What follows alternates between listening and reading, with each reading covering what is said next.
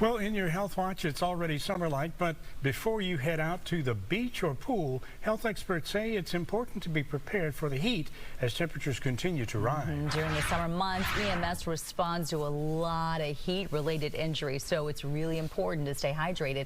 I want to make sure you know about those signs of heat exhaustion. It can include things like heavy sweating, feeling weakness, nausea, or vomiting.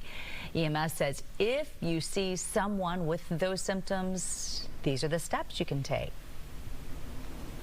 If they do start feeling bad and they start feeling like they're dehydrated or starting to have some heat exhaustion, what they need to do is make sure that they remove themselves from that heat. They need to loosen clothing. They need to be able to use some cold compresses or some cool towels or something. And they also need to make sure that they're sipping fluids.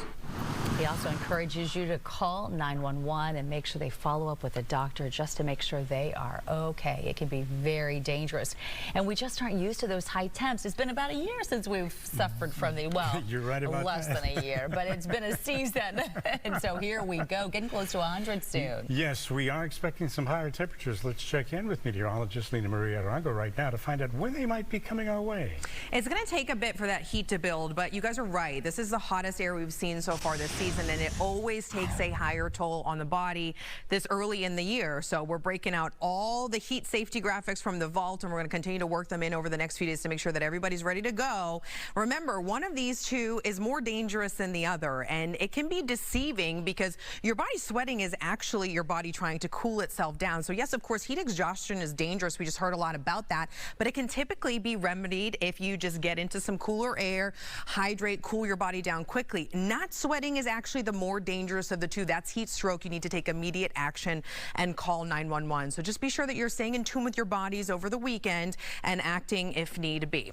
Saharan dust, we love it in the tropics this time of year because it keeps things quiet and it prohibits activity. However, it is causing for also excessive heat for portions of the Caribbean islands, including Puerto Rico. The entire island of Puerto Rico is either under an excessive heat warning or watch today for feels like values up to about 113. And this has been several days of this. If you were with us on Wednesday, I was talking about this then. So excessive heat is in play there, and we're likely going to see our first heat advisories of the season get prompted soon. Wanted to break down the difference of the two because thresholds are different dependent on location. For us to see what Puerto Rico is seeing, we would also have to have a feels like value or heat index about 113 or an actual temperature of 105. Don't think we're going to get quite there.